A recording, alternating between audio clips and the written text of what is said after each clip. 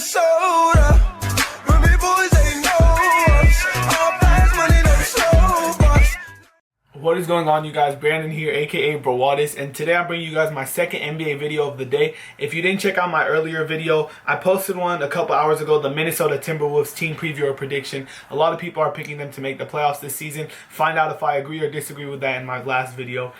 Today I'm going to be going over the New Orleans Pelicans, and you got to feel bad for this team because just 2 years ago, they snuck into the playoffs. After missing the playoffs for a few years, they snuck in. They got obviously knocked out by the first seeded Golden State Warriors, but they were looking like a team on the rise. They were looking like, okay, that was their first round exit, and then the next year they were supposed to improve. Well, instead, the complete opposite happened. So first of all, let me just say that when they got rid of Monty Williams, I definitely did not agree with that decision. He was a great head coach. He was super motivating. And the biggest thing when you're an NBA head coach, you could be as talented as you want. You could be, really, really smart, extremely smart, and know all the schemes of the game. But if you don't have the respect of your players, you're not going to be a successful head coach. And Monty Williams had the respect from every single player. Everybody respected him. Everybody looked up to him. So when they let Monty Williams go,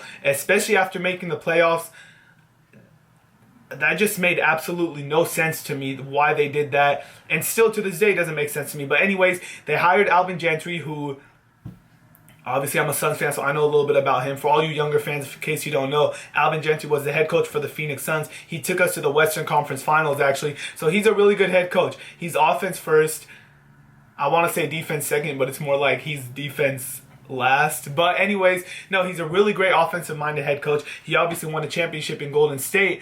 But I didn't feel there was a need for a change. When you have something going for you, you have a really good head coach, there's no need to change. But anyways, that happened. So the Pelicans were supposed to improve. They were supposed to take that playoff experience and just take off. They were 8th seed that year. They actually beat out the San Antonio Spurs the last game of the season to make that postseason. So you figure the next year they were supposed to be better.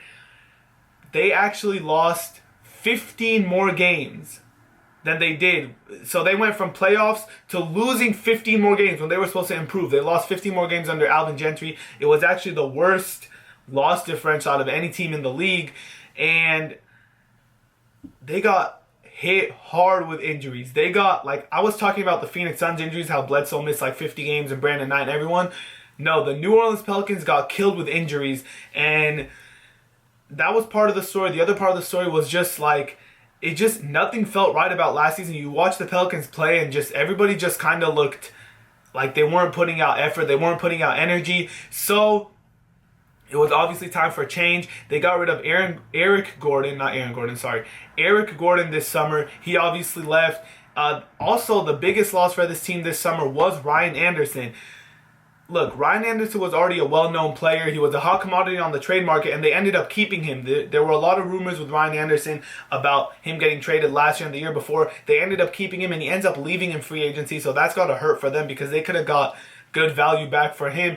But the biggest thing was, if you thought Ryan Anderson was a good player before, today's NBA is different. Today's NBA has transformed into where if you want to be a successful team, it's almost a must. You need a stretch four, and that's exactly what Ryan Anderson is. So if he was a hot commodity in the last era's NBA, could you imagine? He's good. He's a good player, and he's going to be much more useful in today's NBA scheme. So that's a big loss for New Orleans. Although Eric Gordon was whatever, they lost him. Ryan Anderson was a pretty big loss. They didn't add anybody really in free agency. They got Terrence Jones, Lance Stevenson. So the Lance Stevenson signing was shocking to me. They were not mentioned in any rumors by bringing him in. But their biggest offseason acquisition did not come from free agency. It came from the draft. Buddy Hield. Oklahoma loves him. And obviously most of the people in the NBA already love him, and he hasn't even played a single game yet. So it seems as if there is one bright spot for New Orleans, it's going to be Buddy Hield. But even Buddy Hield comes out and averages 15, 16 points a game as a rookie. You got to look at this. Drew Holiday, which, first of all, this is not anything he controls. This was just a very, very, very misfortunate event where his pregnant wife got sick with the brain tumor, And so he obviously has to take time off. Nobody knows when he's going to come back, and they're obviously not going to rush him back from that. That's one of the most serious and unusual things you hear in the NBA. It's like that just came out of nowhere. So you got to feel bad for him, and he's going to take as much time as he needs. Obviously, he even made a post about how he loves basketball. He's a basketball player, but he's a dad and a man first, so family comes first. So he's going to be out. There's no timetable for his return. Honestly, if he had to take the whole season off, I'm sure the Pelicans would respect that and give him the whole season off. So Jrue Holiday is going to be out to start the season. And then you have Tyreke Evans, who, first of all, let me just say, I feel so bad for Tyreke Evans because his rookie year where he averaged 25-5 and he won the Rookie of the Year award, you thought, oh shit, Tyreke Evans, the next star in the making, the next superstar of the NBA. And he's just went down, down, down, down, down, all the way to where now, if he plays more than 20 or 30 games in a row, that's a miracle because he's been bitten so badly by injuries. And now there's reports that he might not even be ready to start the season. So you have Jrue Holiday out, then you also might have Tyreke Evans out. And then, what do you know? Anthony Davis, which, hold on, let me just put everything I was saying aside and let me just say that Anthony Davis he's one of the best players in the whole entire NBA, one of the best players of the generation, and one of the most unique talents in the league. He's a crazy good player. He's developed the outside shot. He could shoot the three now. He's obviously a rim protector. His defense is amazing. He could guard the perimeter. He could protect the rim. He could shoot the mid-range. He could shoot the three. He could drive in. He could post up. There's nothing this man can do, and I can't hold back, but if anybody in New Orleans is watching this, get this man some help. I feel bad for Anthony. Get Anthony Davis some help. He needs it. He's such a good player. You can't let him waste his career. And I know he's still young and it's still early, but it takes a while for young players to get adapted to winning and seeing the winning culture. So the sooner you get him some damn help, the better it is. So, okay, I'm getting sidetracked. Sorry. That makes me angry because I can just imagine if the Phoenix Suns had a talent like Anthony Davis and they just didn't get him any help, that would piss me off. So anyways, I digress. Anthony Davis just sprained his ankle, so he's going to be out for 10 to 15 days. He should be ready by the start of the season, but even if he does come back, that's just another health sign. Like, of course he sprains his ankle in the preseason, and then you have Omer Asik, who's been injury bitten. Terrence Jones, they just brought in this free agency. He is injury prone. There's a big reason why the Houston Rockets did not bring him back. I don't know, that team, you just got to feel bad for them. And what I think they're doing is they let Eric Gordon walk, they let Ryan Anderson walk, and they drafted Buddy Hield. I think this season they've kind of accepted that because they didn't sign any big name free agents, they didn't make any big trades. I think this season they're kind of just accepting that we're going to suck. Let's get one more high pick. Let's get one more nice young player because this 2017 draft upcoming, it's supposedly super stacked and it has a ton of superstar potential talent. So I think what the Pelicans are doing is they're just going to let this season go by. They're not really trying to win too many games and pair one more young studded player with Buddy Hield and Anthony Davis. I just feel bad for this team because they could have been good, but injuries killed them last year. And now let's get into the predictions. So let me just go over the roster. Well, like I said, with Jrue Holiday and Tyreke Evans not for sure being healthy to start the season, you're going to have most likely either Langston Galloway or Lance Stevenson starting at the guard position. Although those aren't necessarily bad players, for them to be starting in a Western Conference where you have a Steph Curry or a Chris Paul or a Russell Westbrook as your other point guards in the league, or Damian Lillard, obviously, that's just not really a good sign. I think they're going to start Buddy Hield at shooting guard right away. They can't afford to bring him in slowly. They can't afford to ease him in because they're just not that talented. So they're going to have to throw him into the fire. And I think that's fine. He's almost 23 years old. So although he is a rookie, he's a veteran rookie. That's what I like to call those older juniors and seniors that come out of college. So you're going to have the point guard position is extremely weak with Holiday out. The shooting guard is...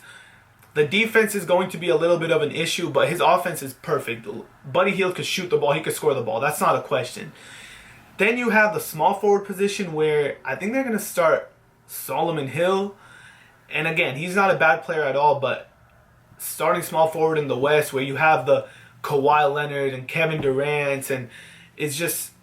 I don't know. And then you obviously have Anthony Davis, who they're going to start at either power forward or center. He's going to be one of their big men, obviously. If they decide to start him at power forward, you have Omer Sheik starting on offense. His offensive game is not really there. And if you slot in Alexis Ajinça instead of Omer Sheik, his offensive game isn't there either. So what they might decide to do is start Anthony Davis at the center spot and then start Terrence Jones at the power forward spot. But like I said earlier, he has been injury prone. I don't know. I just don't really see how this roster mixes well. I don't see a core here. I think Buddy Hield, Anthony Davis, and maybe Drew Holiday are all keepers, and everybody else is kind of just there temporarily until they figure out what's going on, and then they're going to be gone. So I don't see this team winning too many games. I actually see them getting worse than they were last year, and I definitely don't see a playoff spot in their future. Or, my bad, I shouldn't say future, I should say this upcoming season.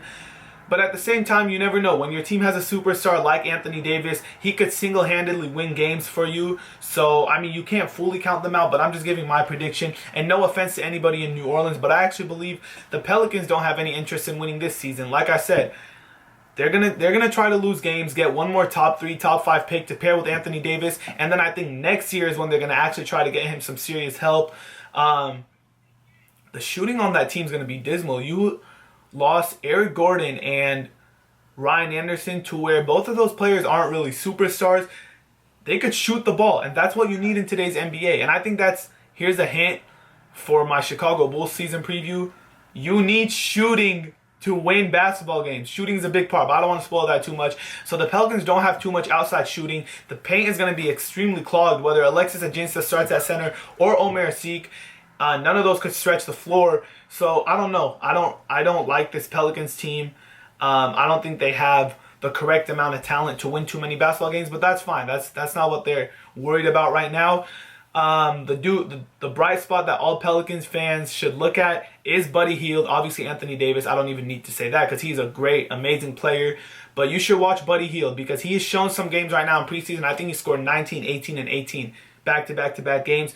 And he's going to be fun to watch. So if you're a Pelicans fan looking to just pay attention to those two players, Buddy and Anthony Davis, and maybe see if Lance Stevenson can resurrect his career, then you should be good to go. But if you're a Pelicans fan expecting to watch a playoff team or a playoff product on the court, you've got a long season coming for you. So if I was a Pelicans fan, I wouldn't expect that myself. But that's for you guys to decide.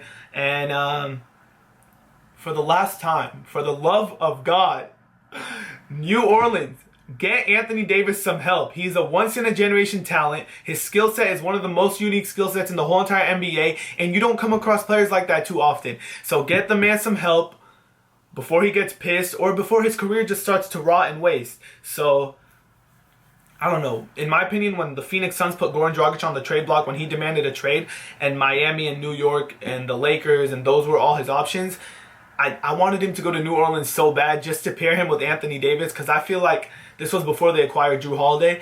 I feel like Goran Dragic and Anthony Davis would be so nice. That those two players on the team would be so nice together. But yeah, I don't think playoffs are going to be an option for the Pelicans. I'm actually going to put them at the bottom of the West. I think they're going to be bottom 3 in the West this season, down there, 13th, 14th, 15th seed. And by the way, there's no hate to the Pelicans. I'm just saying what I think. It's a prediction video. I'm going to go give them anywhere from the early 20s to the mid 20s. I don't think they break 30 wins this season.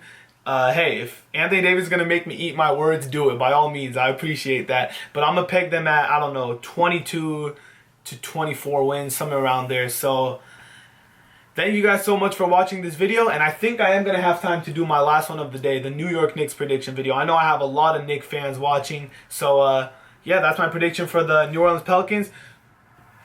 If you want a final answer, I'll give them 21 to 25 wins, anywhere from that stanza. So thank you guys so much for watching, and I hope you guys have been enjoying these videos on my NBA channel.